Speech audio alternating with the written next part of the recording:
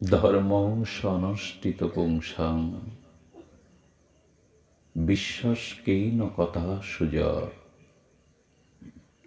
ন উৎপাদায়েদ যদি রতিম শ্রম এব হি কেবলম। কলিপাবন অবতার প্রেম পুরুষোত্তম স্বয়ং ভগবান পরতত্ত্ব সীমা রাধা মাধব মিলিত তনু কলিযুগ জীবের একমাত্র আশ্রয় গতি শ্রী শ্রী গৌর নিত্যানন্দের অপার অনুকম্পায় রাধা মাধবের অহেতুকী করুণায় মহেশ্বর কাটি স্থিত শ্রী মন্দির শ্রী অঙ্গনে সাংবাৎসরিক গৌর গোবিন্দ বৈষ্ণব ভোগ আরাধনার এই অমৃতক্ষণে মহেন্দ্রক্ষণে শুভ সন্ধ্যাকালীন সুমঙ্গল ভাগবতী ও পরম আয়োজনে আস্মাদীয় শ্রী শ্রী গুরুপাদ পদ্মচরণে প্রণত দণ্ডবৎ প্রণতি জ্ঞাপন পূর্বক তার অপরিসীম করুণা কণা একান্ত প্রার্থনা যাচনা করি। তৎসহ সংকীর্তন আচার্যবৃন্দ, মহতি মহাপ্রভুর অনুরাগী ভক্তবৃন্দ, স্নেহময়ী কল্যাণীয় মাতৃমণ্ডলী, সকলের চরণে এই মহাশুভক্ষণে অবনত মস্তকে বিনম্র চিত্রে আপনাদের সকলের চরণ বন্দনা পূর্বক দণ্ডবাদ প্রণতি জ্ঞাপন করি। যে শ্লোকটি পাঠ হলো, কীর্তিত হলো, এটি সর্ববেদান্ত সার অমল পুরাণ শ্রীমদ্ ভাগবতের পরমহংস চূড়ামণি আচার্য প্রবর ছিল সুখদেব গোস্বামী। তিনি বলছেন, মহারাজ, হে রাজন, ধর্ম সনষ্ঠিত পুংসাং বিশ্বাসকেন কথা সুজা। তার মানে বহু সুচারুরূপে বহুবিধ আয়োজনে সুচারুরূপে যে ধর্ম অনুষ্ঠান অনুষ্ঠিত হলো, সেই সুচারুরূপে ধর্মীয় অনুষ্ঠান হলে যদি সেখানে হরিকথা না হয় এবং ভাগবত ঐশ্বর্য মাধুর্য সৌন্দর্যের পারাবার শ্রী ভাগবতী ও শ্রী ভগবানের অমীয় দিব্য লীলাগাথা আলোচিত না হয় এবং শ্রোতৃমণ্ডলী যারা আসেন ভাগবত শ্রবণ করতে, তাদের যদি হরিকথাতে রুচি না হয়, সুখদেব বলছেন, শ্রম এবহি কেবলম। তার মানে ধর্মীয় অনুষ্ঠানগুলো সুচারুরূপে সম্পন্ন নিষ্পন্ন হলেও সেখানে যদি ভাগবত লীলা কথা পরিবেশিত না হয় এবং যদি শ্রোতামণ্ডলীর হরিকথাতে রতিমতি না হয়,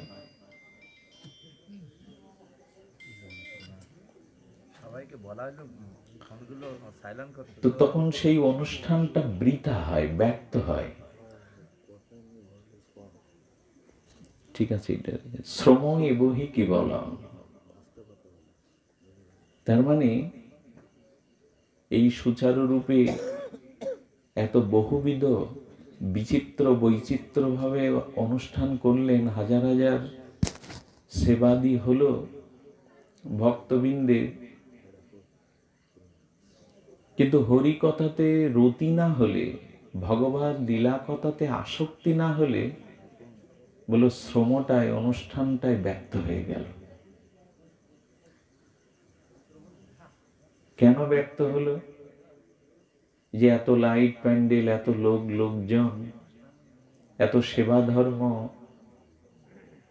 এত গাওয়াগাবি, নাচানাচি, সবকিছু ব্যক্ত হবে?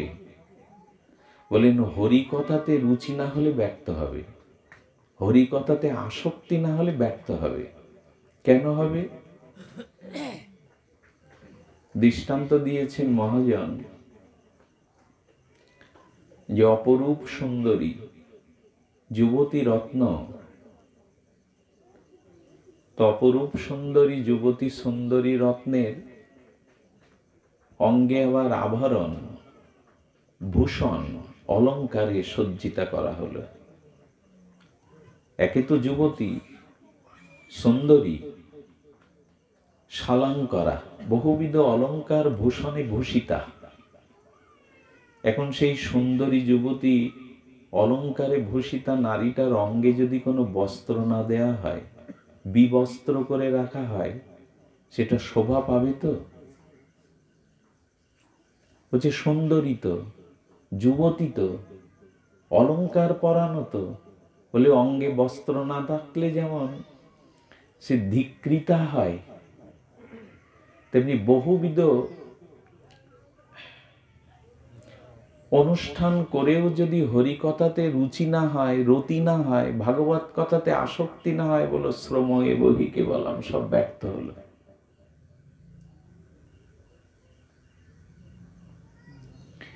মহাজন দৃষ্টান্ত, বাবা এইভাবে থাক, উঠাউঠি নড়ানড়ি করো না। মহাজন দৃষ্টান্ত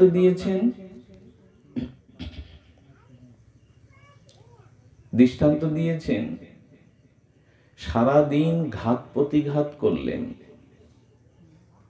এক গ্রামের সরল ব্যক্তি সারাদিন ঘাত প্রতিঘাত করছেন। কিসে? ধান্য থেকে স্খলিত ধানের খোসাকে।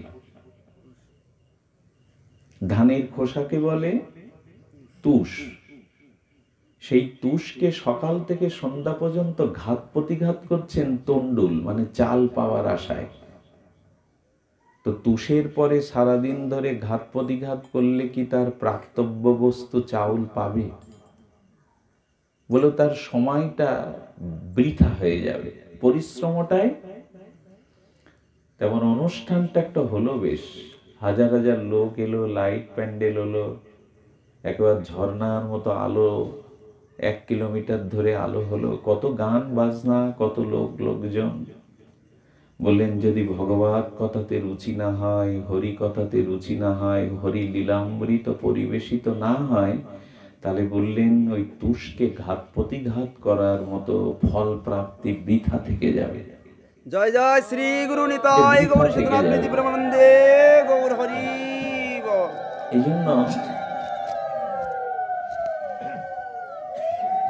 এই জন্য অভিশপ্ত শ্রীল পরীক্ষিত মহারাজের সামনে যোগীরা এসেছিল, মননশীল মণিরা এসেছিল, ব্রহ্মজ্ঞ ঋষিরা এসেছিল। সেই গঙ্গা তীরে ব্রহ্ম শাপগ্রস্ত পরীক্ষিতকে, তুমি বসো, আর এর মধ্যে এসে বসো, পরীক্ষিতকে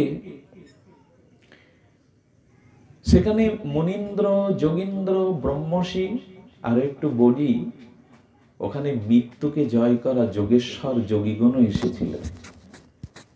যারা ভাগবত একটু অধ্যয়ন করেছেন, জেনেছেন, তারা দেখবেন অভিশপ্ত মহারাজ ভারতবর্ষের অদ্বিতীয় পাণ্ডবদের উত্তরসূরি এই রাজসী পরীক্ষিতের ব্রহ্ম অভিশাপে সেখানে মুনিগণ, যোগীগণ, ব্রহ্মশীগণ, এমনকি মৃত্যুঞ্জয়ী মহাযোগেশ্বররা এসেছিল, যারা কাল ও সময়কে জয় করেছে। মৃত্যুঞ্জয়ী, আচ্ছা, যারা মৃত্যুকে জয় করেছে তারা গঙ্গা তীরে ভাগবত শুনতে আসছে কেন? যুগ যুগান্তর যারা যোগী মুনি ঋষি, তারা হরি কথা শুনতে আসছে কেন? যারা মৃত্যুকেই জয় করেছে, মৃত্যুঞ্জয়ী ব্রহ্মশী, রাজসী, যোগেশ্বরগণ, যোগীদের একটা বিচিত্র বৈচিত্র্যতা কি জানে? আমরা সাধারণ, আমাদের অতীত আছে, অনন্ত জন্মের অতীত আছে, আবার অনাগত ভবিষ্যৎ আছে। আছে না, বর্তমান, অতীত আর ভবিষ্যৎ। যারা যোগেশ্বর তাদের ভবিষ্যৎও নেই, অতীতও নেই, সব বর্তমান। বোঝাতে পারলাম না?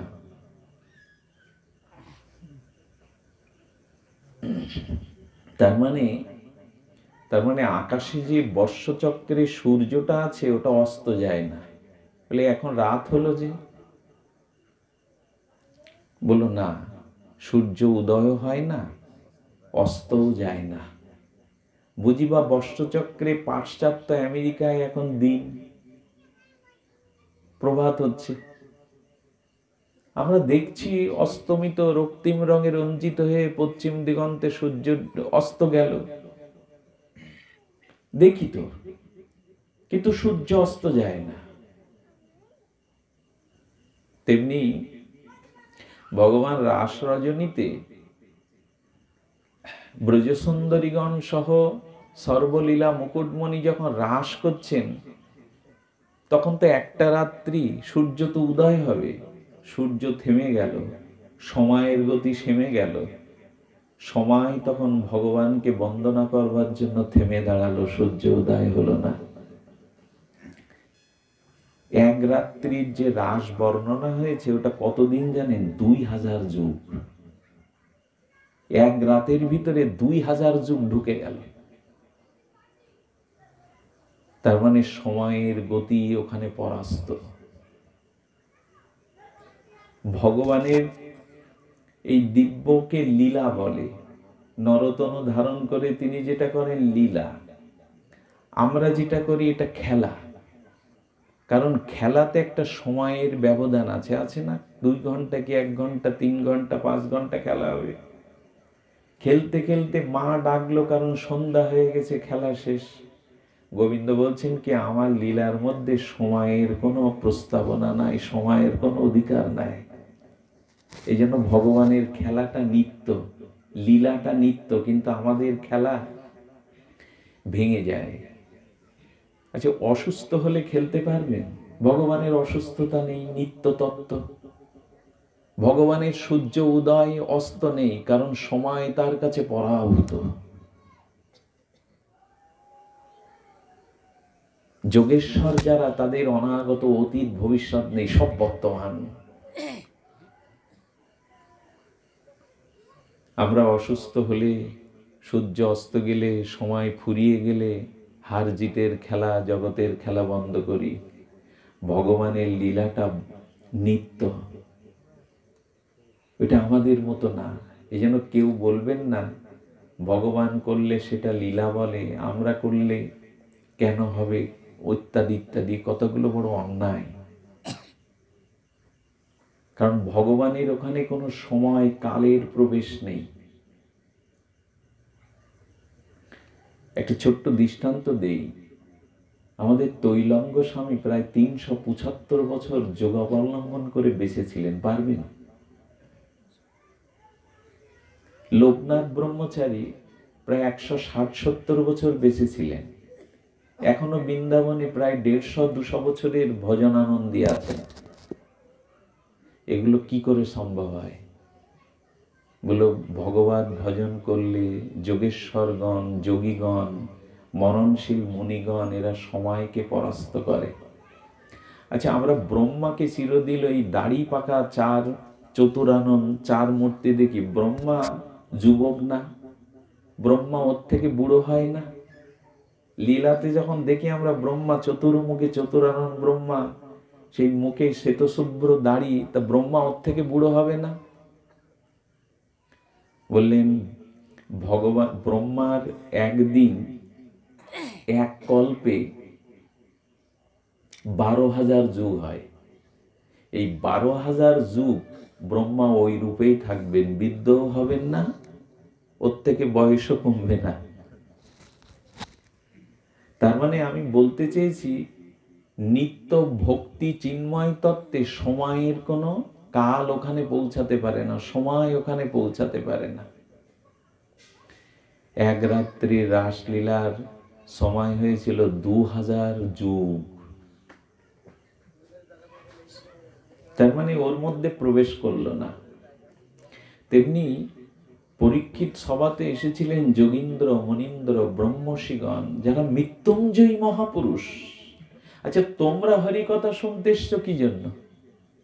তোমরা তো যোগেশ্বর, যোগীগণ, মৃত্যুকে জয় করেছো তোমরা। ব্রহ্মার কল্প তোমাদের আয়ু।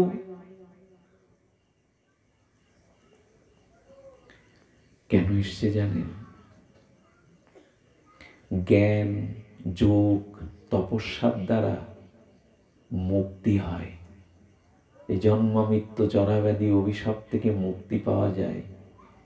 কিন্তু ভগবানের লীলা কথা ভাগবত শ্রবণ না করলে ভক্তি হয় না, মুক্তি হয়। ধ্যান, যোগ, বহুবিধ শুভকর্ম, মুনিগণের মুক্তি আছে। মুনিগণ মৃত্যুকে জয় করতে পারে, মুনিগণ মোক্ষ পর্যন্ত পেতে পারে। কিন্তু ভগবত শুদ্ধা প্রীতিময় ভক্তি, হরিকথা না শুনলে, ভগবত ভক্তি না হলে পাওয়া যায় না। এই জন্য ওরা এসেছেন। ন উৎপদায়েদ যদিরতিং শ্রম এবহি কেবলম। যতবিধ সুচারুরূপে অনুষ্ঠান হোক না কেন, হরিকথাতে রুচি না হলে সব পণ্ড। এটা আমি দাবি করছি না, সুখদেব গোস্বামী ভাগবতের প্রথমেই দাবি করেছে, ধর্ম সনস্কৃত পুংসাং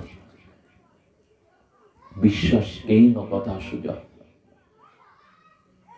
আচ্ছা, মহাপ্রভু স্বয়ং রাধা কৃষ্ণ মিলিত বিগ্রহ, রসরাজ মহাভাব। সেই মহাপ্রভু গদাধর পণ্ডিতের কাছে ভাগবত শুনতে যেতেন কেন? যদি একটু প্রশ্ন করি, মহাপ্রভু তুমি তো রাধা কৃষ্ণ দুইজন, তুমি তো চলন্ত ভাগবত শুধু নাও, তুমি ভাগবতের নির্যাস, তুমি তোমার কথা শুনতে যাচ্ছ কেন? ভাগবতে তো তোমার কথায়, রাধা কৃষ্ণের কথায়। প্রতিদিন গদাধর গোস্বামীর কাছে প্রভু ভাগবত শুনতে যেতেন। আচ্ছা, আপনারা এই মশারকাঠির যারা, তারা খুব গভীর তত্ত্ব, দেহতত্ত্ব, আত্মতত্ত্ব এরা জানে ভালো, আমি শুনেছি, দেখেওছি, আপনাদের জানা আছে, কথাটি আপনাদের জানা আছে, আপনার বিজ্ঞ শ্রোতা।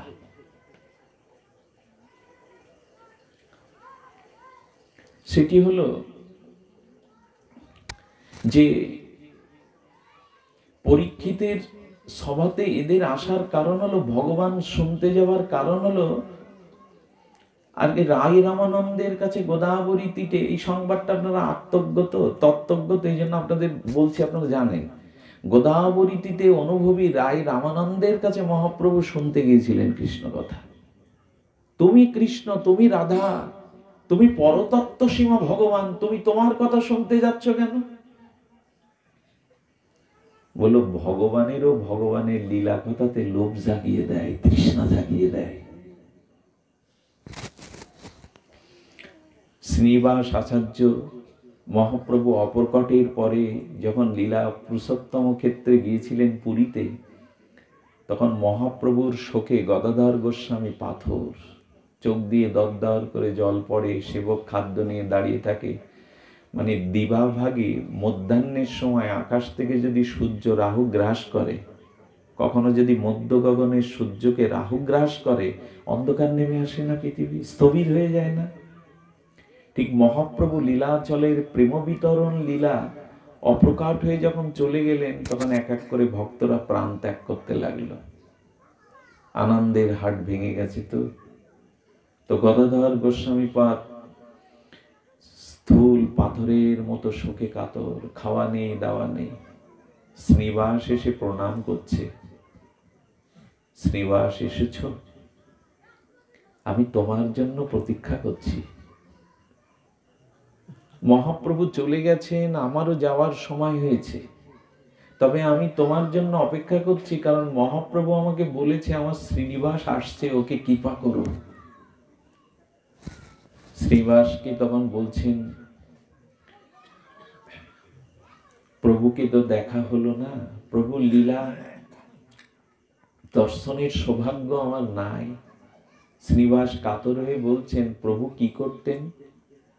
বলেন, সমুদ্রে স্নান করে জগন্নাথ দর্শন করে আমার এই টোটা মানে ফুলের বাগান, এইখানে এসে ডাকতেন, গদাধর গদাধর।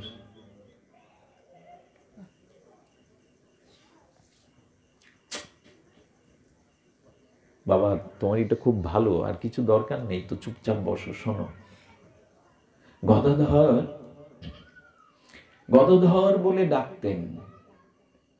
আজও কানে যেন সেই মর্মস্পর্শী প্রিয় ডাকটা শোনার জন্য ব্যাকুল হয়ে আছে, কিন্তু কেউ তো ডাকে না। মহাপ্রভু অপরকট হয়েছেন তো ওই স্মৃতিটা বুকে নিয়ে পাথরের মর্মর পাথরের মতো বসে আছে গদাধর গোস্বামী, কেউ তো ডাকে না গদাধর বলে। শ্রীবাস, এই হলো ভাগবত। এই দেখো, ভাগবতটা খুলেছেন, হস্তলিখিত ভাগবত। তখন তো প্রেজ হয়নি, গদাধর গোস্বামী পণ্ডিত হস্তলিখিত ভাগবতটা বলছেন, অক্ষরগুলো দেখো। শ্রীবাস তখন বলছেন, অক্ষর তো জলে ভেসে গেছে, বোঝা যাচ্ছে না অক্ষরগুলো। কেন জানো? আমি তোমার প্রভু মহাপ্রভুকে ভাগবত শোনাতাম, উনি ভাগবত শ্রবণ করতে করতে ব্যাকুল চিত্তে চোখের জল পড়তে পড়তে অক্ষরগুলো ধুয়ে গেছে, ভেসে গেছে। গদাধর গোস্বামীপাদ বলছেন, শ্রীবাস, তোমার প্রভু ভাগবত শ্রবণ করতে করতে অঝরে কাঁদতে কাঁদতে এই হস্তলিখিত ভাগবতের অমৃত অক্ষরগুলো ভেসে গেছে, ধোঁয়া হয়ে গেছে। তার মানে মহাপ্রভু ভাগবত শুনতে শুনতে কাঁদতেন। তারই তো লীলা, তারই তো গুণগাথা। আচ্ছা, আমরা ভাগবত শুনলে মহাপ্রভুর মতো আমাদের এই দশা হয়তো না? নিদ্রা পায়, অলসতা পায়, বা হরি কথা ঠিক মনোমতো হচ্ছে না বলে উঠে চলে যায়। স্বয়ং ভগবান তার মহিমা শ্রবণ করতে করতে চোখের জলে পৃষ্ঠা ভেসে যাচ্ছে। তিনি বড় ব্যাকুল চিত্তে ভাগবত শুনতেন, তৃষ্ণিত ব্যাকুলিত হয়ে শুনতেন। রায় রামানন্দের কাছে ছুটে এসে বলছেন, বড় সৌভাগ্য আমার, আমি সার্বভৌম, তার বাচস্পতি সার্বভৌমের মুখে শুনেছি তুমি কৃষ্ণ কথার অসজ্ঞ, তুমি তত্ত্ববেত্তা, পরশলোক সাধ্যের নির্ণয়, তুমি আমাকে শোনাও। কোথায় মহাপ্রভু লীলাচল থেকে চলে এসছেন গোদাবরী তীরে রায় রামানন্দের কাছে কৃষ্ণ কথা শোনার জন্য। কত তার বিরহ, ব্যাকুলতা, তৃষ্ণা।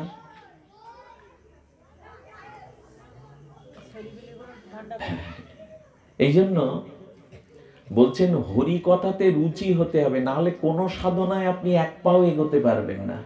সে আপনি যত বড় যোগী মনি ঋষি হন। এই দেখুন, এই পরীক্ষিত সভাতে যোগীন্দ্র মনীন্দ্র ব্রহ্মশিগণ এসেছেন। বাবা একটু কমিয়ে দাও তো, একটু কমিয়ে দাও, শব্দটা কমিয়ে দাও। যোগীন্দ্র মনীন্দ্রগণ এসেছেন, তারা এসেছেন। আমরা সব মুক্তিকামী জীব, আমরা সব মুক্ত ব্রহ্মজ্ঞ। আবার ইকো দিয়ে দিলে। জয় রাধে, জয় গৌর সুন্দর। এই থাকবো। বলছেন যে তারা এসেছেন কেন?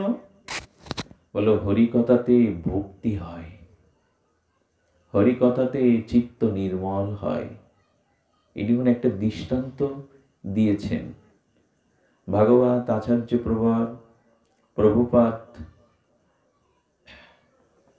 অদ্বৈত বংশ অবতংশ রাধাবিনোদ গোস্বামীপাদ তার সুলিখিত ভাগবত ভাষ্যে তিনি জানিয়েছেন, পরীক্ষিত মহারাজ যখন ভাগবত সভাতে সুখদেব গোস্বামী ভাগবত পরিবেশন করবেন, পরিবেশিত হবেন ভাগবত, ঠিক সেই মুহূর্তে দেবলোক থেকে দেবতারা পুষ্পবৃষ্টি করতে করতে তারা নেমে এসে বন্দনা করছেন সুখদেব গোস্বামীর চরণ।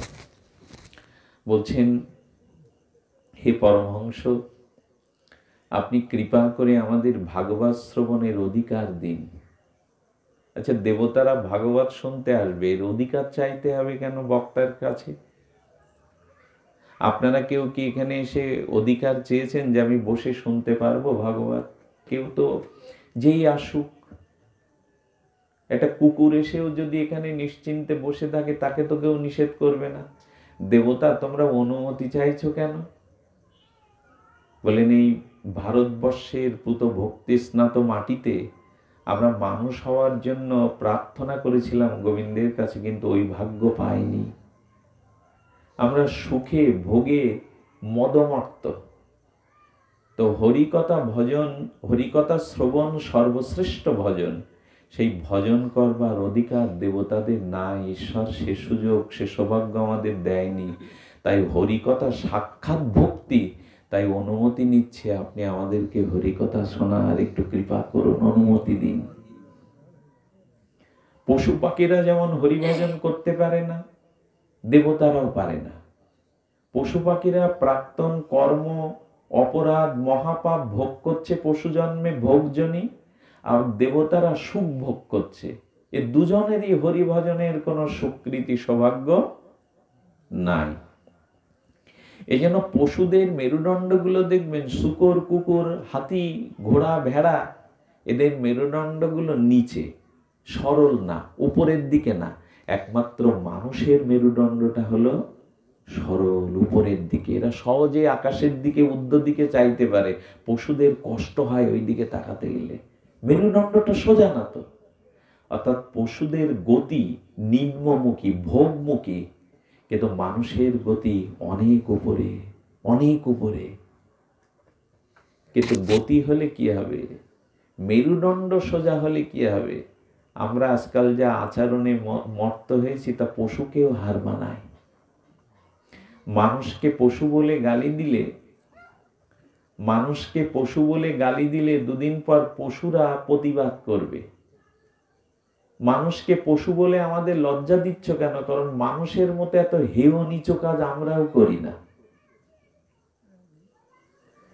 সকালবেলা এই শীতের প্রভাতে দেখবেন কিছু পাখিরা শস্য দানা ক্ষেত থেকে এনে তাদের বাচ্চাদের গালে দিয়ে দেয়, ঠোঁটে করে দেয় না? কিন্তু নিজের লালিত পালিত পুত্ররা পিতামাতার মুখে এখন অন্ন দেয় না। আচ্ছা, একটা কুকুর, একটা শূকর বা বাঘ, সিংহ, তাদের গর্ভস্থ যে সন্তানকে তারা তো প্রতিপালন করে, যত্ন করে গর্ভে ধারণ করে। গর্ভস্থ শিশুকে পৃথিবীর আলো দেখাবার জন্য পশু মায়েরা কত কষ্ট করে। কিন্তু এই মানুষরাই আল্ট্রাসোনা বিজ্ঞানের উন্নত গবেষণা করে যদি দেখে দুটো মেয়ের পরে আর একটা মেয়ে গর্ভে আসছে, তাকে ডাক্তার দিয়ে হত্যা করে দেয়। পশুরাও করে না। যারা ইচ্ছাকৃতভাবে গর্ভের সন্তানকে হত্যা করে, ওই গর্ভের পরবর্তী কোনো সন্তানের দ্বারা পিতৃমাতৃ শ্রাদ্ধের অধিকারী হয় না, তর্পণের অধিকারী হয় না, উদ্ধারও হয় না। এবং ওই পুত্রের অভিশাপে তাদের জীবন হয়ে ওঠে অভিশপ্তময়। 5টা গরু গোয়ালে দেখবেন কেমন আপন স্বভাবে গা চাটাচাটি করে, গা শোকাশুকি করে থাকে। কিন্তু 5 জন ভাই, 5 জন হিন্দু ধর্মের মানুষ এক জায়গায় ভালোভাবে থাকে না।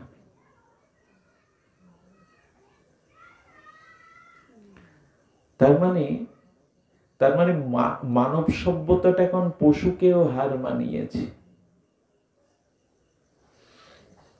পৃথিবীতে কি জাতীয় দুর্ঘটনা ঘটছে, মনোবিজ্ঞানীরা, সমাজবিজ্ঞানীরা এর কোনো হেতু খুঁজে পাচ্ছে না।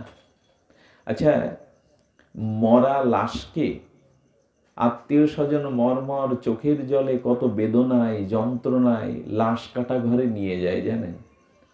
আসে না শবচ্ছেদ ঘর, লাশ কাটা ঘর, পোস্টমর্টেম যে করতে নিয়ে যায়, সেই লাশ কাটা ঘরে হাইকোর্ট থেকে জারি হয়েছে, সেই লাশ কাটা ঘরে যে ডোমেরা ওই লাশটাকে, যাদের দায়িত্ব লাশ গ্রহণ করা, লাশ ফিরিয়ে দেওয়া, সেই লাশকেও পর্যন্ত এই মানুষ মৃত্যুর পরে তার দুর্বাসনাময় কাম প্রবৃত্তি প্রয়োগ করেছে।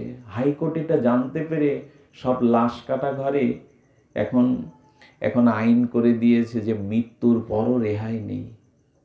13-14 বছরের যেসব বালিকা, 21-22 বছর বয়সের যেসব নারী মৃত্যুর পরে কত বেদনায়, কত চোখের জলে আত্মীয় স্বজন লাশ কাটা ঘরে নিতে চায় না যায়, সেখানেও সেই মেয়েগুলোকে ধর্ষণ করা হয়েছে, মৃত শরীরকে। এটা মানুষের কাজ। কত পিতা মদ পান করে ঘরে তার নিজ কন্যাকেও সম্মান দেয় না, এটা মানুষের কাজ।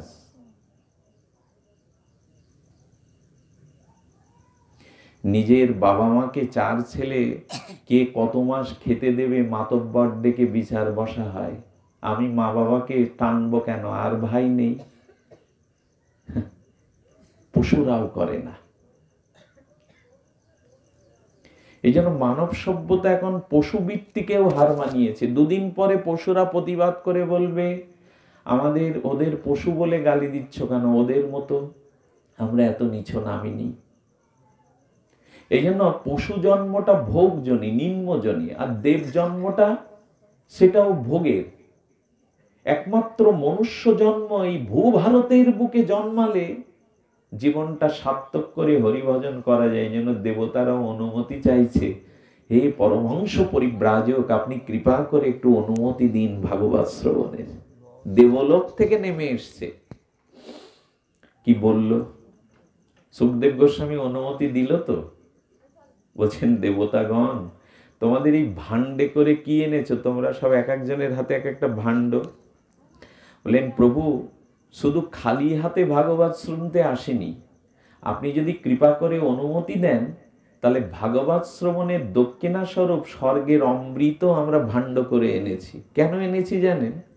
এই অমৃত যদি অভিশপ্ত পরীক্ষিতকে খাওয়ানো হয়, তাহলে অভিশাপ থাকলে অমৃত পেলে সে তো অমরত্ব পাবে, ব্রহ্মার কল্প আয়ু পাবে, 7 দিনে পরীক্ষিতের মরণ হবে না। তো উনিও অমৃত পান করে অমৃত তত্ত্ব অভিশাপ থেকে বাঁচবেন, আর আমরাও হরিকথার একটু দক্ষিণা দিয়ে অমৃত দিয়ে সোনার ভাগ্য পাবো, তাই অমৃত এনেছি। সুখদেব গোস্বামী ঠোঁটের কোণে একটু হাসলেন, স্মিত হাস্য, স্মিত হাস্য, সহাস্য বদনে বললেন, দেবতাগণ কাঁচ কাঞ্চন, কাঁচের টুকরোগুলো ভেঙে গেলে হীরের মতো দেখায় বলে কাঁচের টুকরো তো হীরে হয় না। তোমাদের ওই অমৃতটা হলো কাঁচের টুকরো, আর ভাগবত কথামৃত হলো হীরার টুকরো। আচ্ছা, তোমরা যে অমৃত এনেছো ওটা তো তোমরাও পান করেছো, করে কি হয়েছে তোমাদের? পরীক্ষিতকে এই অমৃত পান করালে সে তো এক কল্পকাল অমরত্ব পাবে, অভিশাপে তক্ষক দংশনে মরবে না। তোমরাও তো অমৃত পান করেছো, তোমরা এখানে কেন? কি কঠিন প্রশ্ন গো, কি তত্ত্বজ্ঞ তো। কারণ এমন তত্ত্বজ্ঞ তো পৃথিবীতে আর আসেনি।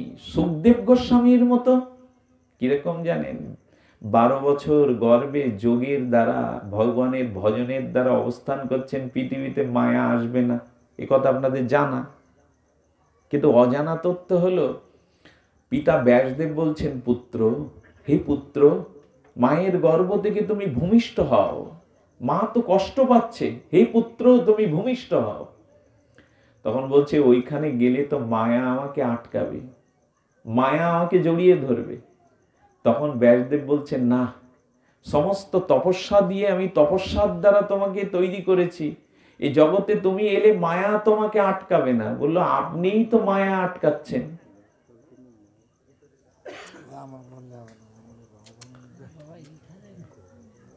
বলছেন, পুত্র, হে পুত্র, আপনি যে বলছেন হে পুত্র, ওইটাই তো মায়া।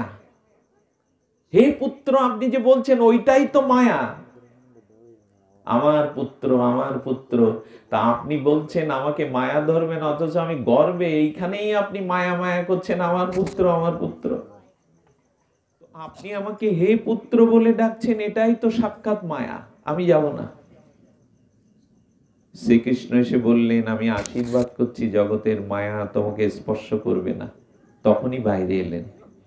সেই সুখদেব গোস্বামী বলছেন, তোমরা অমৃত পান করে অমরত্ব পেয়েছো, কিন্তু তোমাদের ওই অমৃত আর ভাগবত অমৃত কাঁচ আর কাঞ্চনের মতো পার্থক্য।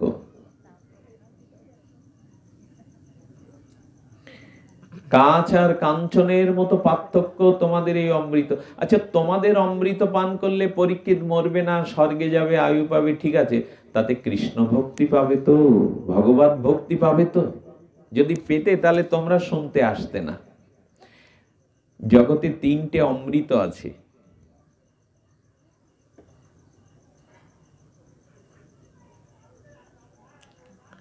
জগতে তিনটি অমৃত আছে। একটা হলো স্বর্গে দেবতাদের অমৃত, আর জ্ঞানীদের মুক্তি অমৃত, যারা মুক্তি পেয়ে যায় জন্ম মৃত্যু অভিশাপ থেকে, ওইটা অমৃত। বললেন এই ভাগবত কথামৃতের কাছে দুটো অমৃত ধিক্কৃত, কারণ ভক্তরা মুক্তি চায় না। জন্ম মৃত্যু দুঃখ ব্যাধি থেকে মুক্তিটা তো নিজ সুখের জন্য, নিজ স্বার্থের জন্য, ওতে আনন্দ নেই। কেউ যদি চিনি হয়ে যায় তাহলে চিনি আস্বাদনটা তার হবে না, বরঞ্চ চিনি না হয়ে যদি চিনি খেতে পারতে তাহলে আস্বাদনটা, মুক্তি পেলে মিশে গেলাম, মুক্তি গেলে তো সাযুজ্য মুক্তি, ভগবানের সাথে মিশে গেলাম, তাতে সার্থকতা নাই। কিন্তু ভগবানের লীলার মধ্যে, ভগবানের ভজনের মধ্যে যে অমৃত আছে, এটা মুক্তির মধ্যে। এই জন্য তো ব্রহ্মজ্ঞ রাজসী ব্রহ্মর্ষিগণ পরীক্ষিতের সভাতে এসছেন, সুখদেবের কাছে এসছেন ভাগবত শুনতে। যারা মৃত্যুকেও পর্যন্ত জয় করেছে, মৃত্যুঞ্জয়ী, তারাও এসছে। কারণ মুক্তিতে সসুখ বাসনা দুঃখ নিবৃত্তি হয় বটে, নূতন কোনো আনন্দ নেই, নূতন কোনো আনন্দ নেই। যেমন সমুদ্রের জলটা মৃত্তিকার ঘটে আবদ্ধ করে রাখলে তরঙ্গ থাকে না, ঢেউ থাকে না, থাকে কি? সমুদ্রের জলটা যদি মাটির ঘটের মধ্যে তুলে রাখেন, ও ঢেউ খেলবে তো, তরঙ্গ উঠবে তো। তেমন মুক্তিটা একটা সীমাবদ্ধ সুখ, আর কোনো জন্ম মরা অভিশাপ নেই, ওইখানে কোনো নূতন আনন্দ নেই। কিন্তু ভগবানের শুদ্ধ ভক্ত হয়ে ভগবানের নিত্য লীলাতে যে আনন্দ আছে, এই আনন্দ মুক্তিকামী জীবের নেই, মোক্ষকামী জীবের নেই। এই জন্য মোক্ষ অমৃতকে ধিক্কৃত করেছেন ভাগবত, আর স্বর্গের অমৃতকে তো একেবারেই ধিক্কৃত করেছে। দেবতাদের বললেন অমৃত নিয়ে ফেরত যাও। এখন পরীক্ষিতকে আমি যে কথামৃত, কৃষ্ণ লীলামৃত, ভগবানের বংশীমৃত শ্রবণ করাবো, এই অমৃত পান করলে মহারাজ পরীক্ষিত মুক্তি পাবে না। ভগবানের নিত্য লোকে, নিত্য স্বরূপ ধর্মে, নিত্য লোকে ফিরে গিয়ে ভগবানের আনন্দময় সেবা লীলাতে এসে অমৃত আস্বাদন করবে। চলে যাও, ফিরে যাও। এই জন্য ভাগবত কথামৃত মুক্তি অমৃত থেকে, স্বর্গের দেবতাদের অমৃত থেকে আরো মহিমা নিত, এটা সিদ্ধান্ত হলো। কিছু কিছু এলাকা আছে কবিগান যতটা ভালোবাসে, পদাবলী যতটা ভালোবাসে, হরিনাম যজ্ঞ যতটা ভালোবাসে, হরি কথা তাদের অতটা ভালো লাগে না। কিন্তু শাস্ত্রে বলছে আদৌ আদৌ শ্রবণং, আপনি হরিনাম করবেন। এই দাদা আজকে বড় কষ্ট দিয়ে দিচ্ছে, কি এক যন্ত্রণা। শব্দ যন্ত্রগুলো আগে থেকে একরকম করে রেখে দিতে হয়। কি এক পাপ করেছে, আজকে অন্যায় হয়ে গেছে, বারবার এই একরকম এক মাইক নিয়ে, এক শব্দ নিয়ে। মাইক না হলেও তো হয়।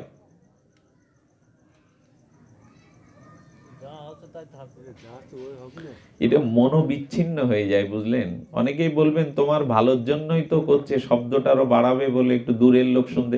কিন্তু এইতে যে পাখিটা বসেছিল, তীরটা শিকারী পাখির বুকে ফুটিয়ে দিলে যেরকম যন্ত্রণা হয়, ভাগবতে বিঘ্ন হলে এরকম যন্ত্রণা হয়। এই কথা বোঝানো যাবে না। ভাগবতটা হতে খুব শান্ত সমাহিত হয়ে। এই জন্য ভাগবতের কদর সব জায়গায় নাই। কিছু কিছু এলাকা দেখবেন ভাগবত কথা হলে আর ওখানে লোক পাওয়া যাবে না, যা দু চারজন আছে তা তাদের রুচিকর হয় না।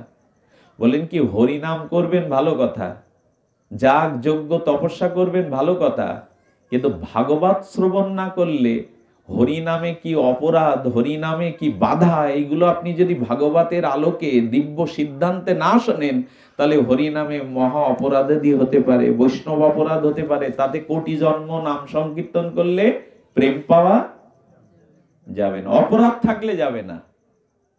কোটি জন্ম কর যদি নাম সংকীর্তন, তবু না মিলিবে কৃষ্ণ প্রেম। এহেন কৃষ্ণ নামে প্রেম না হয় অঙ্কুর, জানিও দেহে আছে অপরাধ প্রচুর। এক কৃষ্ণ নামে সমস্ত অনন্ত জন্মের পাপ ক্ষয় হয়, আর একবার কৃষ্ণোচ্চারণ করলে কৃষ্ণচরণে প্রেম উপচয় হয়। সেই কৃষ্ণ নাম যদি লয় বহুবার, তবে যদি নহে প্রেম নহে অশ্রুধার, তবে জানি দেহে আছে অপরাধ প্রচুর। কৃষ্ণ নাম অপরাধীর, প্রেম না হয় অঙ্কুর। আচ্ছা, যে ধানের বীজটা আপনি বপন করছেন খেতে, সেই ধানের সুপরিপক্ক উন্নত বীজটা যদি ওই ধান ক্ষেতের মধ্যে একটা পাষাণের উপরে, পাথরের উপরে বীজটা পড়ে, ওইখান থেকে ধানের চারা হবে তো? অন্য ধানগুলো যেগুলো মৃত্তিকায় পড়লো তাতে চারা গজাবে, কিন্তু পাষাণের বুকে পড়লে ধানের বীজটা চারা গজাবে তো? বলে আমার মতো মাদিস যাদের ভাগবত চরণে, বৈষ্ণব চরণে, নামের চরণে অপরাধ আছে, তাদের হৃদয়টা পাষাণের মতো, ওইখানে প্রেম অঙ্কুর উদ্গম হয় না। এই জন্য ভাগবত শুনতে হয় যে নাম অপরাধ কি, বৈষ্ণব অপরাধ কি, কিভাবে ভজন করতে হবে, এটা যদি না জানেন, পদে পদে কিন্তু বিঘ্ন থাকে। এই জন্য পরীক্ষিত মহারাজকে যাগ যজ্ঞের কথা শুনিয়েছিলেন ঋষিরা মুনিরা, দান করো, ব্রত করো, অগ্নিহাত্য যজ্ঞ করো, কিন্তু পরীক্ষিতের মাথায় বলছেন 7 দিন আগে এর মধ্যে যাগ যজ্ঞ দান ধ্যান তো সারা জীবন করে এলাম, এখন স্বল্প সময়ে কি করে ভগবত চরণে প্রেম পাওয়া যায়, এটার উপায় ছাড়া আমার মনে কিছু ধরছে না। এই তখনই ভাগবত কথাতে সেই অমৃত পেলেন। দেবতাদের পরীক্ষিত মহারাজের সভা থেকে ফিরে যেতে হলো। পরমাংশ সুখদেব বললেন, দেবতারা ফিরে যাও, গোবিন্দের কৃপায় কখনো যদি মনুষ্য জন্ম পাওয়ার সৌভাগ্য হয় কোনো জন্মে, তবে হরি কথা শুনতে এসো, তোমাদের হরি কথার অধিকার নেই। দেবতারাও ফিরে গেল। সেই হরি কথা আমাদের যতদিন রুচি না হবে। আচ্ছা, তাপমান যন্ত্র কাকে বলে? থার্মোমিটারকে। শরীরে ক ডিগ্রি জ্বর ডাক্তাররা মাপে কি দিয়ে? থার্মোমিটার। তো আপনার আমার কতটা ভগবত ভক্তি, শুদ্ধ ভক্তি, এটা মাপবার থার্মোমিটার কোনটা জানেন? সেটি হলো ভগবত কথায় যদি কারো রুচি হয়, হৃদয়টা নির্মল হয়, জানবেন তার শুদ্ধ সুকৃতি আছে, ভগবত ভক্তি আছে, তা নাহলে হরি কথাতে তার রুচি হয়নি। ভক্তির পরিমাপ কাঠি একমাত্র হরি কথাতে কারো যদি আসক্তি হয়, তৃষ্ণা হয়, রুচি হয়, ওইটাই হলো ভক্তি মাপার যন্ত্র, যে তার ভিতর শুদ্ধা ভক্তি আছে। এখন ধর্মীয় যাত্রায় 10,000 লোক হয়, ভাগবতে হয় 200। তার কারণ আমি শুনেছিলাম, এক মহাত্মা বলেছিলেন, মহেশ্বর কার্য আছে, মুদির দোকানও আছে, কাঁচামাল মশলাদি, কিন্তু মুদির দোকানে, আলু পটলের দোকানে যত ভিড় হয়, সোনার দোকানে অত ভিড়। সোনা কিনতে সবাই যায় না। ভাগবত কথাকে বলা হয়েছে মুক্তি বা মোক্ষ অমৃতের থেকে অনেক উঁচুতে। হরি কথাতে আমাদের রুচি হবে কেন? 2 কলম লেখাপড়া শিখে এক মুসলমান রাজ দরবারে একজন ওই বেউলার ভাসান, শনির পাঁচালী, শিবচ্ছ রাজার উপাখ্যান শোনা। বেউলা মৃত স্বামীকে নিয়ে ভেলা করে ভেসেছে, এইসব মুসলমান রাজা শুনে বাহবা দেয়, বাহ, স্বামী ভক্তি এমন যে মরা স্বামীকে ভেলাই করে ভেসে যাচ্ছে। সাবিত্রীর কথা, শনির পাঁচালী, শিবস্ব রাজার উপাখ্যান, এইসব শুনে বাহবা দেয় আর মোহর দিয়ে দেয়। একটু ভালো লাগে, সোনা মোহর দিতে দিতে সে প্রাসাদ বানিয়েছে বেটা, অল্প একটু লেখাপড়া জানে, ওইসব পড়ায়। আর যিনি উপযুক্ত পণ্ডিত, ভাগবত আচার্য, তিনি বাড়ি বসে বসে ভাগবত পাঠ করেন, ভগবানকে ডাকেন, 2 বেলা খাদ্যও জোটে না। গিন্নি তখন বলছে, ওগো, ওই আকাট মূর্খটা রাজাকে ওইসব লক্ষ্মীর পাঁচালী, শনির পাঁচালী শুনিয়ে রাজার মতো ধনসম্পদ হয়ে গেল, আর তুমি বাড়ি বসে বসে না খেয়ে মরছো, তুমি তো একটু শোনাতে পারো রাজাকে। এত করে যখন বলছো, একটু যাই। এই মহা পণ্ডিত বিজ্ঞ ভাগবত আচার্য এসেছেন মুসলমান রাজার দরবারে। সম্রাট, আমি আপনাকে একটু ভাগবত শোনাতে এসেছি, পাঁচালি না। তো বলছি শোনাও। এটা খুব উত্তম, শোনাও। উনি শোনাবে না সে শুরু করে দিয়েছে রাসলীলা। যে শ্রীকৃষ্ণের বংশীধ্বনিতে, বনমালীর বংশীধ্বনিতে কেউ স্বামী ফেলে, সন্তান ফেলে, সংসার ফেলে সব দৌড়াচ্ছে গোবিন্দের চরণে। বলে ছি ছি ছি ছি, বন্ধ করো বন্ধ করো, বিয়াদব। ও আগে এসে শোনালো যে লক্ষিন্দারের মরা শরীরকে নিয়ে একেবারে ভেসে চলেছে, আর তুমি বউ স্ত্রী ধর্ম ত্যাগ করে, স্বামী ধর্ম ত্যাগ করে, স্বামীকে ফেলে পরপুরুষ গোবিন্দের বাসিরটাকে। থামাও, সব কোথায় পেয়েছে, সব থামাও, যাও বেরিয়ে যাও। ওকে গলা ধাক্কা দিয়ে বের করে দি। সব জায়গায় সব বলতে নেই, কোন জায়গায় কি বলতে হয় একজন বক্তা সেই জ্ঞানটা থাকতে হয়, দূরদৃষ্টি থাকতে হয়। এজন্য ভাগবত পাঠের নামে আজকাল আমরা অনেক গল্প বা একটু মনোমুগ্ধকর কাহিনী জুড়ে দিই। শুদ্ধ ভাগবত কথা সবাই নিতে পারে না। ব্রজ কথা, গভীর সাধন তত্ত্বের কথা আমরা প্রায় নিতে পারি না। এই জন্য অনেকেই ভাগবতটাকে ঠিক যথাযথ রূপে তাদের আসক্তি হয় না। তো জানাতে বসেছিলাম ভাগবত ধর্মের মহিমা, হরি কথা। এই বলতে বলতে গোপী গীতে ব্রজের গোপীগণ এই কথাটি বলেছিলেন, তব কথামৃতম তপ্ত জীবনম কবিবিরীতং কল্পসমহম শ্রবণং মঙ্গলং শ্রীমদত্তং ভুবি গৃহান্তি যে ভুরিদা জানা। এই বিখ্যাত ভাগবতীয় শ্লোকটি একটু আস্বাদন করে আমরা বেশিক্ষণ শীতাক্ত রাত্রে আপনাদের যন্ত্রণা দেব না, স্বল্প সময়ের মধ্যেই একটু আস্বাদন। বলছেন তব কথামৃতম, গোপীগণ বলছেন হে গোবিন্দ, হে রাধারানী, এই ব্রজ প্রীতি মাধুর্য ভজনের এই কথাই কেবল অমৃত, আর যত কথা জগতে সব মৃত। যত কথাই বিষয় কথা আমরা বলি, এই কথাগুলো তেমন মূল্য না, এগুলো মৃত। একমাত্র তোমার মহিমা সৌন্দর্য মাধুর্যের কথাই হলো অমৃত। তব কথাম অমৃতম, তোমার কথাই অমৃত, আর সব মৃত। এই পৃথিবীতে যত দ্বন্দ্ব সংঘাত বাদে কি নিয়ে? আন কথা নিয়েই তো। আন কথাটা ব্যথা সৃষ্টি করে, যন্ত্রণা সৃষ্টি করে, পরনিন্দা, পরচর্চা। মূলত আমাদের কোনো কল্যাণ হয় না, অকল্যাণ ছাড়া। কিন্তু আমরা সারাদিন তো ওই কথা নিয়েই থাকি, মাতামাতি করি। শাস্ত্রে বলেছে সাধনা করতে গেলে মৌন ব্রত অবলম্বন করতে হবে। মৌন মানে বাক বা কথা না বলা। তা আমাদের কি তা হয়? সকালে উঠেই ব্যবসা বাণিজ্য চাকরি বাকরি কথা বলবো না? আমি তো আর মুনি না, বনবাসী মুনি না। তো বলছেন না, চাকরি বাকরি ব্যবসার জন্য যে কথাগুলো বলতে হয়, বলতে হবে তো তোমায়। চাকরি করতে হবে, টাকা রোজগার করতে হবে, বউ ছেলে মেয়ে খাওয়াতে হবে, বলো। কিন্তু প্রয়োজন ব্যতীত অবসরে অন্য কথাগুলো, পরনিন্দা পরচর্চা কথাগুলো বলো না। তখন বলছেন মুখ বুজে থাকাটাই কি মৌন? ভাগবত বলছেন না, কৃষ্ণ কথা পার অন্য কথা না বলাটাই মৌন। ভগবত কথাটা মৌন না। ভগবত কথা বললে মৌনত্বের হানি হয় না। বলে ভাগবত কথা ব্যতীত, কৃষ্ণ কথা ব্যতীত, রস কথা ব্যতীত, ভজন কথা ব্যতীত, সাধুমুখ নির্গলিত অমৃত মাধুর্য কথা ব্যতীত অন্য যত কথা বৃথা ব্যথা। যত কথাই আমাদের অশান্তি সৃষ্টি করে। কথায় কাউকে যেন বলো না, বিশ্বাস করে তোমাকে বললাম, হয়ে গেল।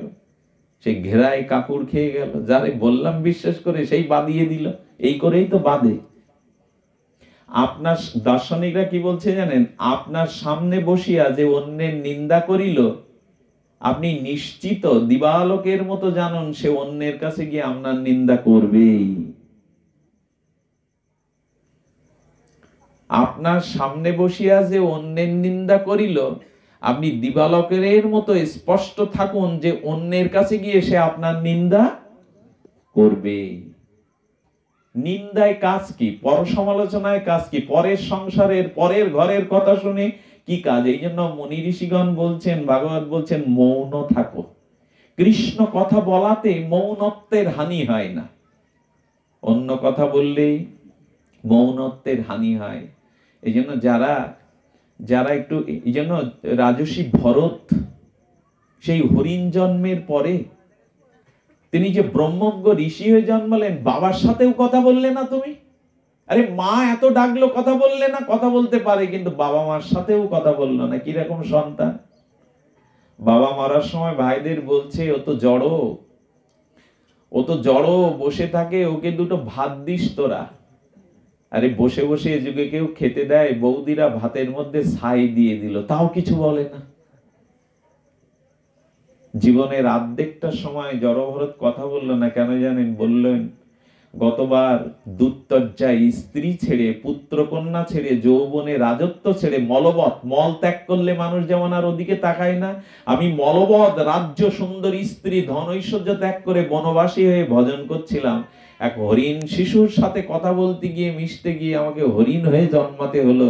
তাই প্রতিজ্ঞা করেছি জগতে গেলে এই আসক্তি দোয়ার স্বরূপ কথা বন্ধ করে দেবো, বাপ মার সাথেও বলবো না। এসব কথা আমাদের মাথায় আসবে তো?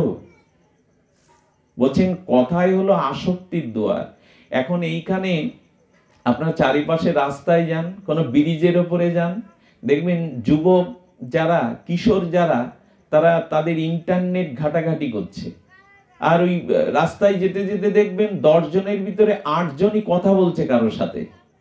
বলছেন এই কথাটাই মানুষের আসক্তির দুয়ার। বেশ্যা যেমন রূপ যৌবন দেখিয়ে ধনীর দোলালের আয়ু, অর্থবিত্ত এগুলো হরণ করে নেয়, তেমন গোস্বামীপাদ রঘুনাথ দাস গোস্বামী বলছেন আন বার্তা বেশ্যা মতি হরন্তি সর্বস্ব। ওই আন কথাগুলো বললে, কানে গেলে ভিতরে যে মতিরতি আছে ওইগুলো হরণ করে নিয়ে যায়। আপাত সুন্দরী বেশ্যার যুবকের যেমন সব হরণ করে নেয়। এই জন্য একটা সঙ্গীতে আছে, ভজনে আছে, যার মুখে ভাই হরি কথা নাই তার কাছে তুমি, যার মুখ হেরি ভুলে যাবে হরি তার মুখপানে চেও না। শব্দ দুটো ছোট কিন্তু মর্মস্পর্শী শব্দ। যার কাছে গেলে পরনিন্দা, নারীর কথা, কাম কামিনীর কথা উঠবেই। আচ্ছা কৃষ্ণ কথা না বললে, গৌর কথা না বললে কোন কথা বলবো আমরা? সংসারী কথা তো। তো তার মধ্যে দেখবেন ওই সংসারী কথা বলতে গেলেই কোন কথা আসবে? কে ভালো না, কে কি আচরণ করলো, কার ঘরের মেয়ের কি অবস্থা হলো, কার সংসারে আগুন লাগলো, কে তার স্বামীকে ভালো চোখে দেখে না, এইসব অপরাধযুক্ত কথাগুলো এর জালে জড়িয়ে যায়। এই জন্য কথা হলো আসক্তির দুয়ার। তাই গোপীরা বলছেন তব কথাম অমৃতম, হে কৃষ্ণ তোমার কথাই একমাত্র অমৃত, আর জগতে যত কথা সব মৃত। মৃত যেমন শত্রু হয়ে যায়, যন্ত্রণা বাড়িয়ে দেয়, তাকে তাড়াতাড়ি অন্ত্যেষ্টিক্রিয়া করতে হয়, জ্বালাতে হয়, পোড়াতে হয় শ্মশানে, লাশ তো রেখে দেওয়া যাবে না। তেমনি তোমার কথা ছাড়া আর সব মৃত কথা। এই জন্য যতটুকু পারেন চুপ থাকাই ভালো। যেখানে গেলে ওই জাতীয় পর সমালোচনা হয় এই জায়গাগুলো একটু এড়িয়ে যাবেন। যদিও যেতে হয় নিয়ম রক্ষার্থে, একটু চুপ থাকবেন। আন কথা আমাদের অনেকটা ক্ষতি করে দেয়। তব কথা অমৃতম তপ্ত জীবনম। গোপীদের গোপী কথা তো এই চরম মহাভাবরসের কথা, একেবারে দিব্য অনুভূতি সম্পন্ন কথা। বললেন তব কথামৃতম তপ্ত জীবনম। আচ্ছা জঙ্গলে আগুনটা যখন লাগে তাকে দাবাগ্নি বলে, দুটো গাছের ঘর্ষণ যোগে দাবাগ্নি জ্বলে। তো জঙ্গলে যখন আগুন লাগে তখন জঙ্গলের আগুন আপনারা এই দমকল বাহিনী দিয়ে বা বালতির জল ঢেলে নেভানো যাবে তো? জঙ্গলের আগুন অস্ট্রেলিয়ায় দাবাগ্নিতে আপনারা শুনেছেন হাজার হাজার গ্রামের লোক ছেড়ে চলে যায়। অস্ট্রেলিয়াতে দাবাগ্নি যেটা হয় পাশ্চাত্যে, আমাদের সুন্দরবনে যখন আগুন লাগে কিলোমিটার কিলোমিটার, মাইলের পর মাইল, যোজন যোজন পুড়ে ছারকার হয়ে যায়। জঙ্গলের আগুন কখনো দমকল বাহিনী দিয়ে নেভানো যাবে না। কখন নেবে? বলছে আকাশ থেকে মুষলধারে যদি বৃষ্টি হয় তবে জঙ্গলের আগুন নেবে। এখন প্রশ্ন হলো আমাদের যে সংসারের জ্বালামালা অশান্তির আগুন আমাদের মনে জ্বলছে, পুত্র মনের মতো হয়নি, স্ত্রীকে উপযুক্ত করে পাইনি, ভাইটা মনের মতো হয়নি, কারো বা রোগ সংসারে, এই সব যে সংসার জ্বালা, ত্রিতাপ, আদি ভৌতিক, আধ্যাত্মিক, আত্মিক, এই যে জ্বালা আমাদের অন্তরে, যে সংসার ত্রিতাপ জ্বালা জ্বলছে, এটা নিভবে তো আকাশের বৃষ্টিতে? আচ্ছা, আকাশের বৃষ্টিতে নাকি জঙ্গলের আগুন লিভলো, তা আমাদের সংসার তাপের যে আগুন হৃদয়ে জ্বলছে, এটা আকাশের বৃষ্টিতে নিভবে তো? কোনোদিন নিভবে না।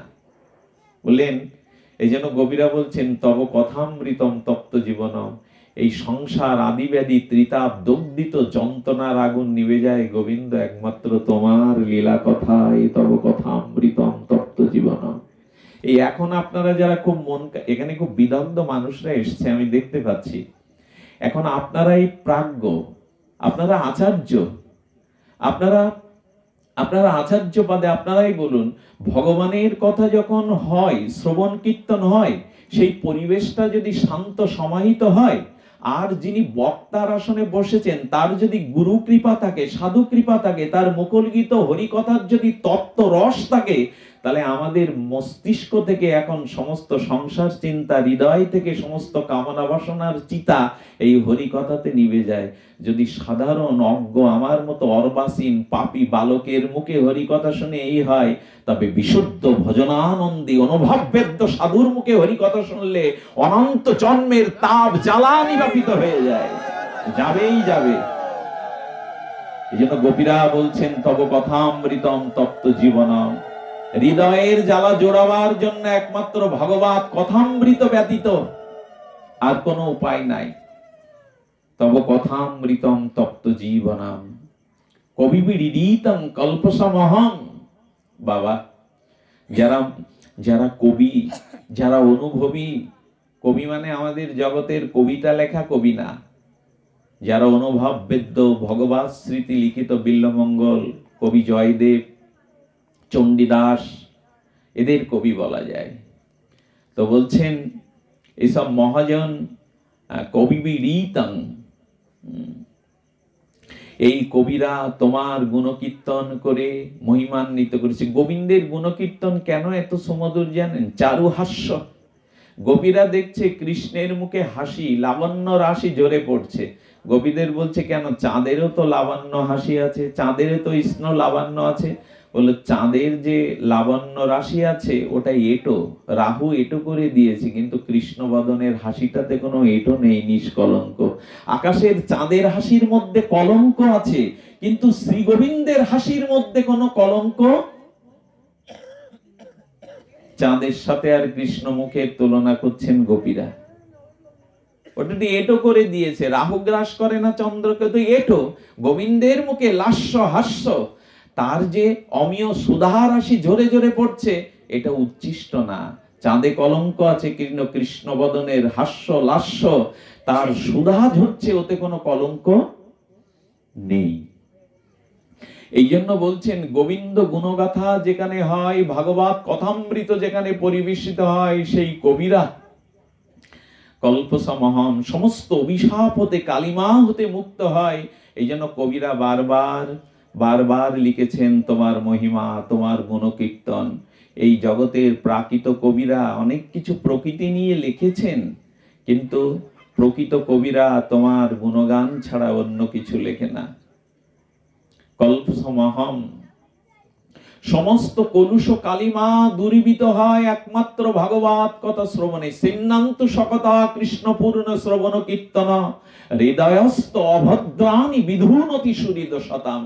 এই শ্লোকের অর্থ হলো যে বর্ষার জলগুলো পুকুরে, খালে, বিলে বর্ষাকালের পঙ্কিল জল ঘোলা হয়ে যায়, কিন্তু বর্ষা ঋতুর কর্মচক্রের পরে শরৎ ঋতু আসলেই বর্ষার জলগুলো, সমস্ত ঘোলা খাল, বিল, পুষ্করণীর জলগুলো নির্মল হয়ে যায়। দেখবেন শরৎ ঋতু আসলে খালের জল, পুকুরের জলটা কাকচক্কুর মতো নির্মল হয়ে যায়, তখন ধুলা মলিনতা থাকে না, বর্ষার জলের মতো। বলেন, তেমনি হরিকথা যদি সাধুমুখ দিয়ে কারো কর্ণে প্রবেশ করে, তবে তার হৃদয়ের অনন্ত জন্মের অভদ্রাণী বিধুনতি, সমস্ত কিছু পরিষ্কার হয়ে যায়, শুদ্ধ হয়ে যায়। এই জন্য তব কথামৃতম তপ্ত জীবনম কবিবিদিতং কল্পসমহম শ্রবণং মঙ্গলং। এই পথটি বলে প্রেমানন্দের কাছে যাব। আমার আয়ু ফুরিয়ে এসছে, আয়ু মানে ভগবত কথামৃতের আয়ু। তো আমি এই শব্দটা শুধু আপনাদের একটু জানাবো, তব কথামৃতাম তপ্ত জীবনাম কবিবিরীতং কল্পসমহম শ্রবণং। এইটাই তো আলোচ্য বিষয় ছিল, শ্রবণী মঙ্গল। হরিকথা, ভাগবত কথামৃত, অমল নির্মল ভাগবত কথাই হলো আমাদের একমাত্র মঙ্গল। মঙ্গল এই জন্য সিন্নান্তু সকতা প্রবিষ্ট কর্ণ রন্দেন সানাং। গোবিন্দ বলছে তোমরা যারা কৃষ্ণ কথা শুনতে এসছো, কৃষ্ণ প্রতিজ্ঞা করে বলছেন আজ থেকে আপনারা গোবিন্দের বন্ধু সুহৃদ। গোবিন্দ বলছেন আমার কথা যারা শ্রবণ করতে আসে একটু শ্রদ্ধা নিয়ে, তবে শ্রদ্ধা নিয়ে আসতে হবে। ছিদ্র পাত্রে অমৃত দিলেও দাঁড়াবে না, পড়ে যাবে, পাত্র ছিদ্র তো। দেখি কালকের ছেলে বিল্লমঙ্গল কি বলছে। ও বেটার তো লেখাপড়া নেই, পাণ্ডিত্য নেই, ব্যবসা করে খায়, আবার ভাগবত কি হচ্ছে একটু কানে শুনে আসি, এই দূর থেকে একটু শুনলো দোষ। এসব পুরনো কথা, সব ওই এক কথাই, এক গদ এক সুর বলে চলে গেল। যেতে পারে, তার রুচি নাও হতে পারে। তো এখন বলা হচ্ছে যে তব কথামৃতম কেন, তো গোবিন্দ কথাটা গোবিন্দই। এইখানে বলা ভালো যে টাকা টাকা জপ করলে আপনি ধনী হবেন না। তৃষ্ণিত ব্যক্তি জল জল বললে তার তৃষ্ণা জল শব্দে যাবে না। আর সন্দেশ সন্দেশ জপ করলেও কারো জিহ্বায় সন্দেশের আস্বাদ্য মিষ্টতা স্বাদ পাবে না। কিন্তু কৃষ্ণ বলছেন কি, পৃথিবীতে আমার নাম ব্যতীত, আমার কথা ব্যতীত আর যত শব্দ আছে ওই শব্দের মধ্যে ওই বস্তুর অভাব বোধক আছে। আচ্ছা, আপনি টাকা টাকা জপ করলে ধনী হতে পারবেন তো? তৃষ্ণিত ব্যক্তি জল পান না করে শুধু জল জল বলে জপ করলে তার তৃষ্ণা যাবে তো? কোনোদিন যাবে না। সন্দেশ ছানাচিনি মিশ্রিত আস্বাদন না করে সন্দেশ সন্দেশ জপ করলে জিহ্বায় আপনি স্বাদ পাবেন না। কিন্তু কৃষ্ণ কথা আর কৃষ্ণ এক। নাম চিন্তামণি কৃষ্ণ চৈতন্য রস বিগ্রহ পূর্ণ শুদ্ধ মুক্ত অভিন্ন আত্মানবিন। শ্রী গোবিন্দ কথার গোবিন্দ এক, কৃষ্ণ নাম আর কৃষ্ণ অভিন্ন। কিরকম জানেন, ওই বটের বীজের মধ্যেই তো অত বড় বট গাছটা ছিল, নাকি অন্য কিছু থেকে হলো? ওই বীজের মধ্যেই তত বড় বট গাছটা ছিল। কিন্তু বীজটা যদি আমরা শিলে বাটি পেষণ করি, ওর মধ্যে বটের ফল পাতা গাছ পাওয়া যাবে তো? অথচ আছে। তেমনি ভগবানের কথার মধ্যেই ভগবান, কৃষ্ণ কথার মধ্যেই কৃষ্ণ। এমনকি গোপীরা রাস রজনীতে বিরহ কাতরা হয়ে গোবিন্দকে খুঁজছেন, কোথা কৃষ্ণ? রাস মঞ্চ হতে গোবিন্দ অন্তর্ধান হয়েছেন, গোপীরা খুঁজে পাচ্ছে না।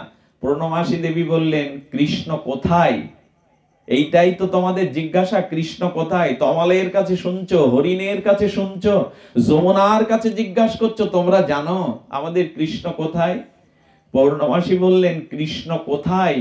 এইটার উত্তর হলো কৃষ্ণ কথায়। তোমরা খুঁজে কৃষ্ণকে পাবে না। কৃষ্ণ ধরা না দিলে কৃষ্ণকে পাওয়া যায় না।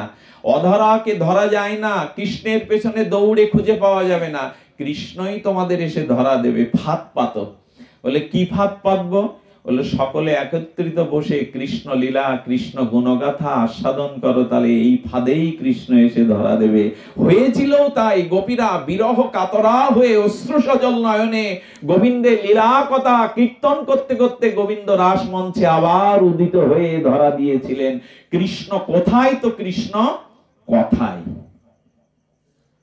এমনি নারদকে বলেছেন, নারদ কোথাও খুঁজে আমাকে পাবে না, একটা জায়গায় পাবে। নারদ, কলিযুগে যদি আমাকে পেতে চাও একটা জায়গায় তুমি পাবেই পাবে। আচ্ছা, আপনি সন্ধ্যাবেলা কোথায় থাকবেন এটা আপনি বললে যতটা নিশ্চিত হওয়া যাবে, অন্য কেউ আপনার বন্ধু বলে অতটা নিশ্চিত হওয়া যাবে? আপনি সন্ধ্যাবেলায় আপনাকে আমি কোথায় পাবো এই কথাটা আপনি বললে যতটা নিশ্চিত হওয়া যাবে, অন্য কেউ বললে হওয়া যাবে তো? তেমন গোবিন্দ বলছেন আমি কোথায়, এই কথাটা এতদিন যোগীরা মুনিরা শাস্ত্রে উপনিষদে পুরাণে বলে গেছেন, আমি বলিনি আমি কোথায় এতদিন। কিন্তু নারদ আজ তোমায় বলছে আমি কোথায় থাকবো। যোগী মুনিরা বলেছে যে কৃষ্ণ এখানে, কৃষ্ণ ওখানে, অমুক তমুক, কিন্তু কৃষ্ণ স্বয়ং আজ বলছেন আমি কোথায়। আমার কথা খাটবে, ফলবে, পাবে তুমি। যত্র গায়ন্তি তত্র তিষ্ঠামি নারদ নাহং বৈকুণ্ঠ, নাহং বৈকুণ্ঠ তৃষ্ণামি যোগিনাং হৃদয়ং চ মদ ভক্ত যত্র গায়ন্তি এই তো গোবিন্দ বললেন আমাকে কোথায় পাবে জানো? যেখানে আমার শুদ্ধ ভক্তগণ আকুল ব্যাকুল তৃষ্ণিত হয়ে আমার গুণগাথা কীর্তন শ্রবণ করছেন, ওইখানে গেলেই তুমি আমাকে পাবেই পাবে। তো ভগবান নিজে বলেছেন, মুনি ঋষিরা বলেছেন এই করলে কৃষ্ণ পাওয়া যাবে, জপ করো, ধ্যান করো, যজ্ঞ করো, এই বলে। কিন্তু অন্যে যদি বলে সন্ধ্যাবেলায় অমুক ওখানে থাকবে, তার বলা যিনি বলছেন আমি অমুক জায়গায় থাকবো স্বয়ং, তার কথাটা গুরুত্ব দিতে হবে। গোবিন্দ বলছেন কলিযুগে ভাগবতের মধ্যেই আমি। এই জন্য হরি কথা, ভাগবত কথামৃত কথা, সাধুমুখ নির্গলিত কথা শুনতে হবে। তবে এখানে একটা প্রস্তাবনা আছে, আমার মুখে শুনলে কিন্তু আপনাদের কাজ হবে না। হবে কার মুখে জানেন? সাধু মুখে হরি কথা। কারণ একটা রিভলভার দিয়ে একটা বুলেট যদি শুট করি, তাহলে আপনার হৃৎপিণ্ড ফেটে বেরিয়ে আপনি এখনই পড়ে মরে যাবেন। আচ্ছা, ওই রিভলভারটা আর ওই বুলেটটা যদি হাত দিয়ে আপনার গায়ে ছুঁড়ে মারি, একই তো বুলেট, একই তো রিভলভার, আপনার ভেদ হবে তো বুক, মরবেন তো। হাত দিয়ে ছুড়লে কোনোদিন মরবেন না, বুলেটটা বরঞ্চ গায়ে ধাক্কা লেগে পড়ে যাবে। তো একই বস্তু রিভলভার দিয়ে শুট করলে মরে কেন? বলো বিজ্ঞানীরা তাদের প্রযুক্তির ব্যবহার করে ওই রিভলভারের ভিতরে বহু গতি সঞ্চার করেছে, ওই গতিতে শুট করলে সে মারা পড়বে, হাত দিয়ে ছুড়ে মারলে মরবে না। তেমন প্রকৃত ভজনানন্দী নির্মল শুদ্ধ হৃদয়ের ভাগবত কথা যদি সাধু বলে, বুলেটের মতো আপনার বুক ভেদ করে ভক্তি এনে দেবে। আমার মতো কেউ বললে হবে না। এই জন্য সাধু মুখে হরি কথা শুনবেন। কে কত মিষ্টি করে বলতে পারে, কার কথায় কত ভঙ্গিমা আছে। আবার অনেকেই তো এরকম বলে, তুমি একটু ভাগবত বলো, তোমার তো আমার রূপ টুপ না, একটু রূপ লাগে এখানে বসে বলতে গেলে, একটু ভালো চেহারা না হলে ভাগবত পাঠক মানায়, একটু রূপ লাগে। বাবা তোমাকে দেখে তো বুড়ো, তোমাকে দেখে তো ভক্তি হয় না, দেখে তো তুমি কি বলবে ভাগবত। আজকাল আবার এরকম বিচারও চলে। এরকম না, রূপের দ্বারা কিছু নির্ণয় হয় না, হয় কর্ম গুণের দ্বারা।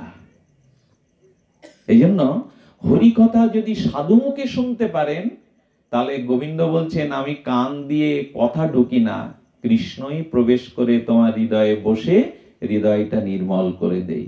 এই জন্য হরি কথার এত মহিমা, হরি কথার এত, আজ বিশ্বব্যাপী এই ভাগবত পারে একমাত্র আমাদের মুক্তির পথ। মুক্তি শুধু নয়, সে পরামুক্তি, শ্রেষ্ঠ মুক্তি, পরম মুক্তি। কামনা বাসনা জন্ম মৃত্যু থেকে, মুক্তির থেকে অমৃতের পথে তুলে দিতে পারে। নন্দলাল পণ্ডিত বাবাজি মহারাজ প্রয়াত রাধাকুণ্ড স্থিত এই বিজ্ঞ শিরোমণি ভাগবত কথামৃতের একটি অমৃত কথা পরিবেশন করেই আপনাদের কাছে ভাগবত বিশ্রাম রাখবো। আমাদের মধ্যে আরো আলোচক আছেন, অমৃত আস্বাদন করাবেন, সময়ের অপেক্ষা আছে। উনি আস্বাদন করেছেন নন্দলাল পণ্ডিতজি প্রবার নিত্য লীলা প্রবিষ্ট মহান আচার্য ভাগবত শ্রীপাদ রাধাকুণ্ড স্থিত পরম বিদ্বান। তিনি জানিয়েছেন যে, বলছেন নারদকে বলছেন কৃষ্ণ পিতা বাসুদেব, বসুদেব শুনছেন যে কৃষ্ণ কথা শ্রবণ করলে নারদ বলছে অমৃত পাওয়া যায়। কিন্তু আমি বলছি ভাগবত কথা শ্রবণ না, কীর্তন না, ভাগবতকে একটু আদৃত, সমাদৃত, ধৃত, পঠিত, অনুপঠিত, এই শব্দগুলো বলেছেন। যে আপনি ভাগবত শুনে, যেমন সুবল সাইকেলে করে ওই নপাড়ায় যাচ্ছে ভাগবত শুনে, ওকে মাঝখানে কেউ জিজ্ঞাসা করলো ধুতি তিলক পরে কোথায় গিয়েছিলে, তো ভাগবত শুনতে গিয়েছিলাম। খুব ভালো করেছো, আমার ইচ্ছা ছিল কিন্তু কার্যান্তরে যেতে পারিনি, ভাগবত খুব ভালো। উনি শোনেননি, এখানে আসেননি, কিন্তু ভাগবতকে একটু আদর করে দিলেন যে খুব ভালো ভাগবত। বললেন ওইটুকু আদর করলেও সে সঙ্গে সঙ্গে গোবিন্দ ভক্তি পেয়ে যাবে, ওইটুকু আদরের জন্য। আদৃত, একটুখানি অনুমোদন। আর সেই ভাগবত পাঠ হচ্ছে, তোমরা যাও, আমি তো যেতে পারলাম না। স্ত্রীকে বলছে পুত্র তোরা যা, ভাগবত খুব মধুময় জিনিস, আস্বাদ্য জিনিস। ওই যে একটু অনুমোদন করলো, যাও ভাগবত ভালো জিনিস বলে, এতেও কৃষ্ণ ভক্তির সঙ্গে সঙ্গে শব্দ হৃদয় অবরুদ্ধ। এই ভাগবতকে আদর করার সাথে সাথে কৃষ্ণ বললেন আমি তার হৃদয়ের মধ্যে বাধা পড়ে যাই চিরদিনের জন্য। শব্দ হৃদয় অবরুদ্ধ। যেমন মানুষকে বেঁধে রাখলে যেতে পারে না, ভাগবতকে কেউ আদর করলে, সমর্থন করলে আমি সঙ্গে সঙ্গে তার হৃদয়ে বাধা পড়ে যায়। এর দৃষ্টান্ত দিয়েছেন বাবাজি মহারাজ। অমৃত দৃষ্টান্ত। তিনি বলছেন একজন বাজার করতে গেছেন, আর বাজার করতে গিয়ে অটো রিক্সাতে উঠেছেন। এখন কোনো জায়গায় 7 দিন 3 দিন ব্যাপী ভাগবত হলে একটু বিজ্ঞাপন প্রচার করে না, অমুক জায়গায় অমুক গ্রামে 3 দিন 7 দিন ব্যাপী ভাগবত। উনি অটোর পেছনের একটা বিজ্ঞপ্তি দেখতে পেলেন যে অমুক গ্রামে 7 দিন ধরে ভাগবত কথামৃত যজ্ঞ হবে। উনি করলেন কি, বাজারের ব্যাগটা ফেলে দিলেন রাস্তায়। বাজার করিনি তখন, ফদ্দর বাজারের ব্যাগ ফেলে দিয়ে বলছেন আজ বিকেল 3টেই। আচ্ছা বাবা, এখান থেকে দূর কত? হলো 50 কিলোমিটার। তখন বাজে 12টা। বলে আমি 3টের মধ্যে ধরতে পারবো তো, শুভ আরম্ভ করতে পারবো তো? উনি অটোই করে চলেছেন। যেতে যেতে বাস বদলাতে বদলাতে প্রায় 2:30 বাজে, এখনো জায়গা মতো যাননি। উনি দৌড়াতে দৌড়াতে রুদ্রেশ্বাসে 3 রাস্তার মোড়ে এসে কাউকে জিজ্ঞাসার জন্য পাচ্ছেন না যে ভাগবতটা হচ্ছে কোন দিকে, ডাইনে বাঁয়ে না এইদিকে, 3 রাস্তার মোড়। উনি হঠাৎ করে 3 রাস্তার সামনে একটা অট্টালিকা দিকে ঢুকে পড়েছেন। ওটা কার জানেন? একটা পতিতা, দেহ পুজিবিনী বেশ্যার। সেই বেশ্যা তখন তার যে ক্রিয়া, সেই পর পুরুষের সুখবিধানে তাদের সেবাতে রত। উনি গিয়ে ওই সব তো জ্ঞান নেই, ভাগবত শুনবে, তৃষ্ণা লেগেছে ভাগবত শোনার, শুরু করবেন। মা বলতে পারো মা, ভাগবতটা হচ্ছে এই 3 রাস্তার মোড়ে, আমি কোন রাস্তা দিয়ে যাব? বলে অপদার্থ কোথাকার, পথ জানারা জাগা ভাষটি শুনতে এর মধ্যে ঢুকে পড়েছি, যা ওই ডান দিক দিয়ে যা, বেরিয়ে যা। গালাগালি দিলেন বটে, তিরস্কার করলেন বটে, কিন্তু পথটা সঠিক দেখিয়ে দিলেন। ডান দিক দিয়ে যেতে যেতে ভাগবতে বসলেন। ভাগবত শুভারম্ভ, ওম নমো ভগবতে বাসুদেবায় বলে শুরু হয়ে গেল। ভাগবত শুনলেন। 7 দিন পরে কৃতত্ব হয়ে শুদ্ধ হৃদয় নিয়ে ফিরে এসে বলছেন ওই মাকে একটা প্রণাম করে যায়। উনি তো পথটা দেখিয়ে দিয়েছিলেন। এসে শুনলেন উনি মারা গেছেন। উনি মারা গেছেন, কিন্তু মৃত্যুর পরে ওনার আত্মাটা পাপী আত্মা তো, যমরাজের কাছে নিয়ে চিত্রগুপ্তকে বলছেন খাতাটা ভালো করে দেখো, কাউকে নরক যন্ত্রণা দিতে আমার ইচ্ছা করে না। উনি ভগবানের অন্যতম মহাজন তো, ভক্ত তো যমরাজ।